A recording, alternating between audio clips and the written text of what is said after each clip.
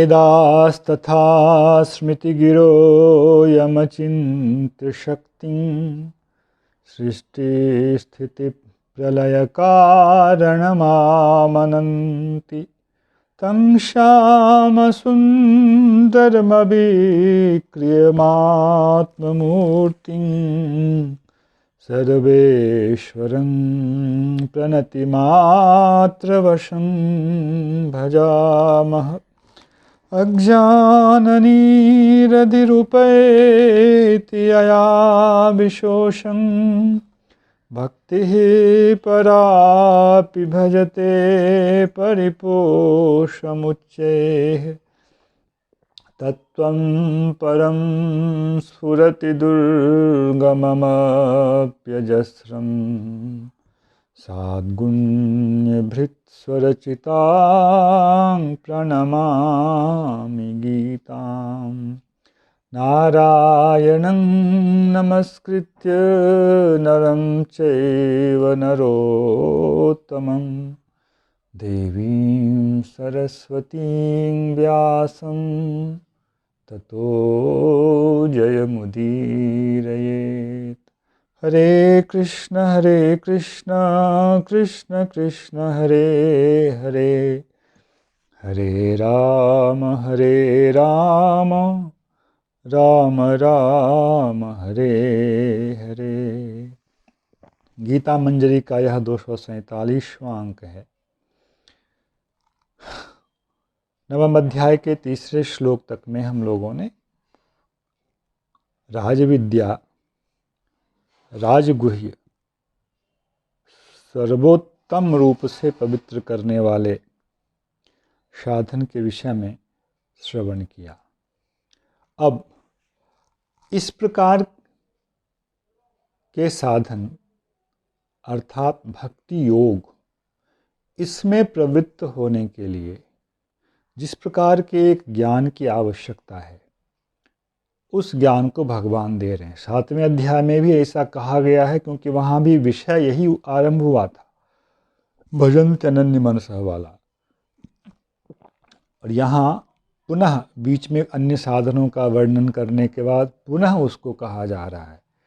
पुनः इसलिए कहा जाता है, इससे शास्त्र अभ्यास कहते हैं। किसी भी प्रकार का असंशय सिद्धांत के विषय में ना रह जाए। उपक्रम, उपसंहार, अभ्यास, अपूर्वता, ठीक से विचार करें तो ये सारे अंग जो हैं, एक तात्पर्य निर्णय से संबंधित जो सारे चिन्ह होते हैं, लिंग होते हैं, वे यहाँ विद्यमान हैं। उपक्रम 6ठे अध्याय का अंतिम 2 श्लोक और 7वें अध्याय का प्रारंभ, और उपसंहार 12वें अध्याय का अंतिम, जहाँ भगवान ये तो धर्म्यामृतमिदं यथोक्तं पर्युपासते श्रद्दधाना मत्परमा भक्तास्ते तीव में प्रिया। अब देखिए, धर्म शब्द यहाँ भी है, और धर्म शब्द अभी 9वें अध्याय के दूसरे श्लोक में भी आया, प्रत्यक्षावगमं धर्म्यम। श्रद्धा शब्द यहाँ भी है, श्रद्दधाना मत्परमा, यहाँ भी आया है अश्रद्दधाना, जिसकी इसमें श्रद्धा नहीं है, व्यतिरेक रूप में कहा, जिसकी श्रद्धा नहीं है उसकी ये गति होती है, और वहाँ है श्रद्धा जिसकी होती है। और वहाँ मत परमाह, मत परमाह का अर्थ है मुझ पर आश्रित, मेरा शरणागत। इस विषय को मैंने पिछले अंक में शरणागति पूर्विका भक्ति, ऐसा शब्द दास ने दिया। तो वहाँ फिर 8 श्लोक एक क्रम से भक्ति के विषय में कहे गए हैं, और वहाँ पुनः साधनों का वर्णन है। श्रेयो ज्ञान अभ्यासात ज्ञानात् ध्यानम विशिष्यते ध्यानात् कर्म फल त्यागात् शांति अनंतरम। जो इसके प्रतियोगी हैं भक्ति योग के, उस सब का वर्णन करके फिर भक्ति योग का विस्तार से 13वें से 20वें श्लोक तक में 8 श्लोक में इसका वर्णन, अद्वेष्टा सर्वभूतानां मैत्रः करुणैव से लेकर के, किंतु हर बार क्या है, मद्भक्तः स मे प्रियः, मद्भक्तः यः स च मे प्रियः, मद्भक्तः स मे प्रियः, भक्तिमान यः स मे प्रियः। और अंत में भक्तास्ते तीव मे प्रिया। इस प्रकार यह उपसंहार है। और बीच में अभ्यास, नवम अध्याय में भी अभ्यास है, दसम में भी अभ्यास है, एकादश में भी अभ्यास है। तो वस्तुतः भगवान ने द्वितीय अध्याय का प्रारंभ, जहाँ मुख्य रूप से क्या मतलब है, अर्जुन को पहले कुछ परमात्म ज्ञान तत्व का ज्ञान देने के बाद योग तत्व का जब भगवान ज्ञान देना आरंभ करते हैं, तो सांख्य योग को भी पीछे हटाकर, सांख्य का वर्णन करने के बाद सांख्य योग को भी हाशिए पर लाकर भक्ति योग को ही राजपथ के रूप में वे निर्धारित करते हैं। और सांख्य इत्यादि इस भक्ति योग के द्वारा अनुग्रहित होकर अपना फल देने में समर्थ होते हैं। इसीलिए 3 प्रकार का विभाग आप लोगों के समक्ष किया गया था। एक जगह तो भक्ति गौण है, जिसको गुणीभूता भक्ति का साधन कहा गया, जिसमें कर्मयोग और ज्ञान योग मुख्य रूप से है। दूसरी प्रकार का भक्ति जिसमें प्रधानी भूक्ता भक्ति, ध्यान योग जो है मुख्य रूप से जो परमात्म संबंधी अंतर्यामी संबंधी ध्यान है, वहाँ का जो विषय है थोड़ा प्रधानी भूता, जिसमें भक्ति प्रधान है और अन्य साधन थोड़े थोड़े परिमाण में उसमें युक्त होते हैं, किंतु उसका फल मोक्ष से ऊपर है। और साक्षात जो भगवान की ऐसी लीलाएं हैं निराकार रूप में, उन लीलाओं से न्यून फल उसमें थोड़ा होता है, उसमें उनका साक्षात भागीदारी नहीं होती, भले ही दर्शन इत्यादि हो। और फिर अब जो प्रकरण है, यह प्रकरण केवल भक्ति का है, जिसमें कर्म और ज्ञान का मिश्रण नहीं है। इसलिए भक्ति ही राजपथ है, भक्ति ही सर्वफलदात्री है। भक्ति के संयोग से ही कर्म ज्ञान इत्यादि अपने अपने उस फल को देने में समर्थ हो पाते हैं। अब भगवान ऐसी भक्ति के आधारभूत जो ज्ञान की जिस ज्ञान की आवश्यकता है, उसका वर्णन यहाँ कर रहे हैं। ऐश्वर्य ज्ञान और माधुर्य ज्ञान 2 प्रकार का ज्ञान होता है। केवला भक्ति ऐश्वर्य ज्ञान के द्वारा भी होती है, और केवला भक्ति माधुर्यमय ज्ञान के द्वारा भी होती है। तो थोड़ा सा यह अंतर है, पर केवला भक्ति के रूप में ऐश्वर्य और माधुर्य का अंतर नहीं है। केवला भक्ति दोनों में हो सकती है, किंतु ऐश्वर्य और माधुर्य का थोड़ा अंतर फिर भी फल के रूप में होता है। तो ऐश्वर्य से संबंधित ज्ञान भी केवला भक्ति का विरोधी नहीं होता, इसको समझना चाहिए। आसक्ति किसमें है, वह एक अलग विषय है।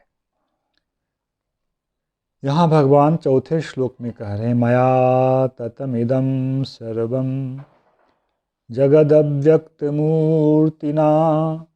मत्स्थानि सर्वभूतानि न चाहं तेष्वस्थितः।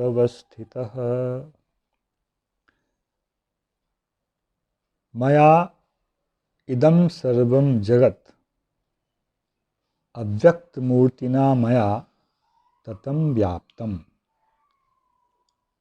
पहली पंक्ति में भगवान ने कहा, मैं अव्यक्त मूर्ति हूँ। मूर्ति समझ रहे हैं? मूर्ति का वही अर्थ है जो हम लोग व्यवहार में करते हैं। मूर्तिमान होना मतलब इंद्रिय गोचर होना, जिसका रूप है उसका आँख से प्रत्यक्ष हो सकता है, जिसका रूप नहीं है उसका आँख से प्रत्यक्ष नहीं हो पाता है, वह रूप है। भगवान का एक सुंदर रूप है, किंतु यहाँ किस प्रकार से लोग कुतर्क करते हैं उस पर विचार करना है। भगवान का श्याम सुंदर रूप है, निराकार रूप है, तो ऐसे ऐसे रूपवान होने के कारण लोग उनको क्या कहते हैं, यह मनुष्य है, यह देवकी नंदन है, यशोदानंदन है, इत्यादि इत्यादि कहते हैं। इसलिए यह ईश्वर नहीं हो सकता है। क्यों? ईश्वर को तो निराकार ही होना है। उनकी बुद्धि कहती है ईश्वर को निराकार ही होना है, मतलब उसकी बुद्धि जो कहेगी ईश्वर को उसके अधीन होना पड़ता है। कर्मी लोग जिसकी इस मार्ग में श्रद्धा नहीं होती है, उनका मंतव्य होता है कि ईश्वर कर्म के अधीन है। कर्म के अधीन होने के कारण ही कर्म के अनुसार ईश्वर फल देने में समर्थ हैं। बहुत एक पक्ष लोग तो ईश्वर को मानते भी नहीं है, जो मानते हैं उनका भी मानना कुछ ऐसा ही होता है। भगवान नाम का उच्चारण उनकी दृष्टि में कोई कर्म नहीं है, इसलिए उसका कोई वैसा फल नहीं हो सकता है, क्योंकि उसके लिए जो कर्म है जिसमें बहुत ज़्यादा प्रपंच चाहिए, यज्ञ है, ये लाओ वो लाओ, आहुति दो, वैदिक मंत्र का उच्चारण करो, वह सब तो कुछ यहाँ दिखाई नहीं पड़ता है। इसलिए उनकी दृष्टि में भगवान के नाम का उच्चारण न तो कोई वैसा अपूर्व उत्पन्न कर सकता, अपूर्व उत्पन्न हो। अपूर्व बोलते हैं कर्म कर दिया गया और फल प्राप्त होने की बीच की दशा जो होती है उसको अपूर्व कहा गया है। शास्त्रों में विद्वानों ने अपूर्व कहा है। तो उनकी दृष्टि में ऐसा कोई अपूर्व इससे होगा नहीं, इसलिए ईश्वर ही फल नहीं दे सकते, क्योंकि ईश्वर फल के अनुरूप ही कर्म के अनुरूप ही फल दे सकते हैं। दूसरे कुछ वैतंडिक लोग आते हैं, वे कहेंगे अरे जो आकारवान हो गया वह ईश्वर कैसे हो सकता है? ये तो हमारे सामने 6 फीट के एक मनुष्य हैं, ये जगत में व्याप्त कैसे हो सकते हैं? इस प्रकार उनका जो मंतव्य होता है, व्याप्त वही होगा जो अनंत है, जो अनंत है उसका रूप नहीं होगा। तर्क तो ऐसा ही कहता है, इस बुद्धि का जो तर्क हो सकता है। इसी शब्द को लेकर के भगवान ने यहाँ एक विषय रखा है, अश्रद्धाना। यह जो तात्विक ज्ञान है, इस तात्विक ज्ञान के प्रति भी जिसकी श्रद्धा नहीं हो पाती है, वे कभी भी भगवत रूप को, निराकार रूप को, चतुर्भुजाकार रूप को, इस प्रकार का जो भी उनका रूप है, राम नृसिंह इत्यादि का, इसको प्राप्त नहीं कर पाते हैं वे लोग। इसलिए इस ज्ञान के प्रति भी श्रद्धा होनी चाहिए। श्रद्धावान लभते ज्ञानम, ऐसा वहाँ पहले कहा गया है।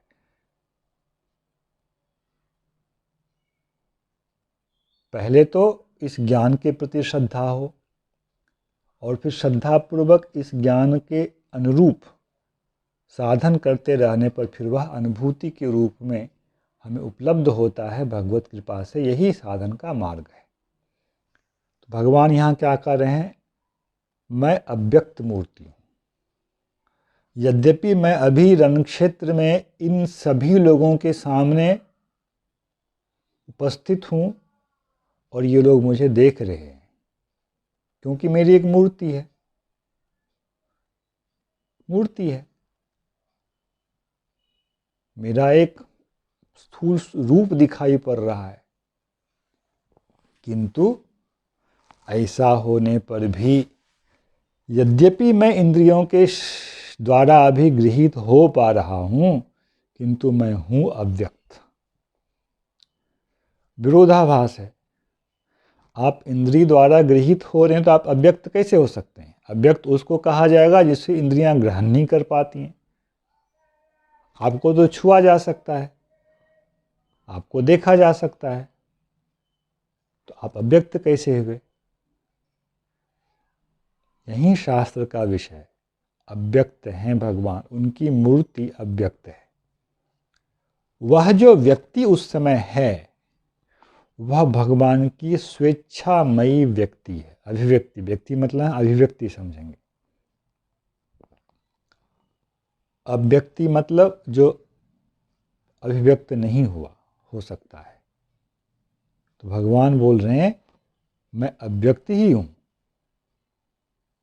तुम जो अर्जुन मुझे देख रहे हो या ये लोग जो मुझे देख रहे हैं, ये अपनी सामर्थ्य से मुझे नहीं देख रहे हैं। या तो मैं हूँ जो अपने सामर्थ्य से इन्हें स्वयं को दिखा रहा हूँ। यदि मैं चाहूँ तो इस क्षण इन लोगों के दृष्टिपथ से ओझल हो सकता हूँ। इसलिए भगवान अव्यक्त हैं। भगवान ने अपना विश्व रूप दिखाया। वह क्या उस समय उन लोगों के लिए व्यक्त था? नहीं था ना। किंतु भगवान उस रूप में भी हैं। भगवान के सारे ही रूप जो हैं वे स्थायी हैं, अनंत रूप हैं। एक रूप नहीं है भगवान के, अनंत रूप हैं। 2 भुज से लेकर के अनंत भुज तक हो सकते हैं। सहस्रशीर्षा पुरुषः, यह वैदिक पुरुष सूक्त जो प्रसिद्ध है उसमें तो 1000 सिर कहा गया है। इसलिए इस विषय में अपनी बुद्धि को ताला लगा देना चाहिए। हमारी बुद्धि जितना समझ सकती है वही सत्य है, इस बुद्धि को ताला लगा करके हटा देना चाहिए। तुम्हारा यहाँ उपयोग नहीं है।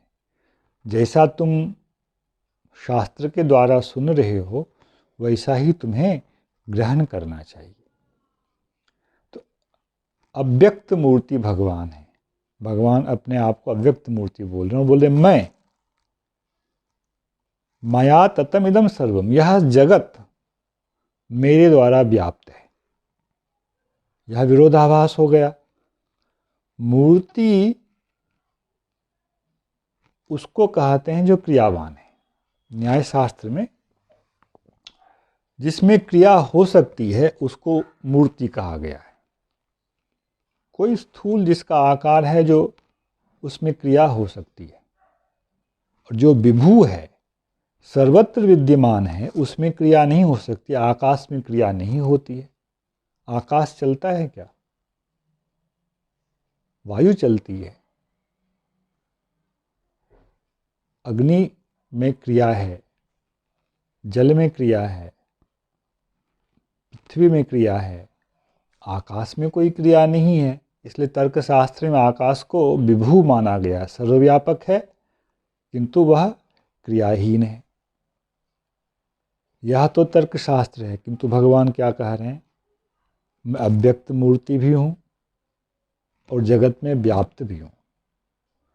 तो तर्क के अनुसार जो मूर्ति है, जो क्रियावान है, वह सर्वव्यापी नहीं हो सकता है। क्यों? जो सर्वव्यापी है उसमें क्रिया, गमन क्रिया नहीं संभव है। किंतु भगवान बोल रहे हैं मैं हूँ तो मानना पड़ेगा, यह शास्त्र का विषय है। एक ही साथ भगवान परम अणु भी हैं, एक ही साथ भगवान मध्यम भी हैं, और एक ही साथ भगवान परम विभू भी हैं। यही उनका ऐश्वर्य है, यही उनकी ईश्वरता है। ना कि हमारी बुद्धि के अनुसार ऐसा होना चाहिए, वैसा होना चाहिए, इसलिए ये नहीं हो सकते, इसलिए वो नहीं हो सकते। इसे ही शास्त्रीय श्रद्धा कहा जाता है। और एक भक्त को भगवान की भक्ति करने के लिए भगवान के इस ऐश्वर्य ज्ञान का होना बहुत सहायक होता है। तब उसे यह दृढ़ विश्वास होता है कि वे बुद्धि से अतीत हैं। कर्तुम अकर्तुम अन्यथा कर्तुम, जो होने वाला है उसको रोकने में, जो नहीं होने वाला है उसको करने में, जैसा होने वाला है उसको उससे अलग प्रकार से कर देने में, यह सामर्थ्य जो है यह उनमें है।